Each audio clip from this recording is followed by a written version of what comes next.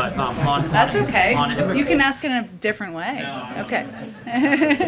on immigration, though, the president said yesterday that the administration's stance is that it is opposed to MPP, the Remain in Mexico policy, but there's a court order, and you're implementing that court order right now.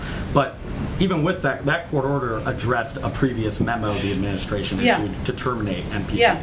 It's been months since this court order, and there's still no new memo out. And Why is that? Secretary Mayorkas has indicated he plans to issue a new memo, and that we do oppose the MPP program, as the president said last night. I would point you to the Department of Homeland Security on an update on the status.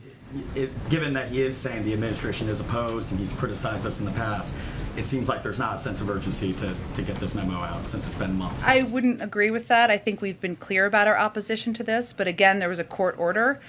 So what we're working to do is move toward the release of a new memorandum, something that would come from the Department of Homeland Security, and while also abiding in good faith by a court order and following the law. I had a follow-up on Afghanistan, Sure. too. Just given that the embassy is currently closed right now in Kabul as well, if you're an Afghan and you still are hoping to find relief and come to the U.S., is there any way to actually get parole or refugee status without going to a third country?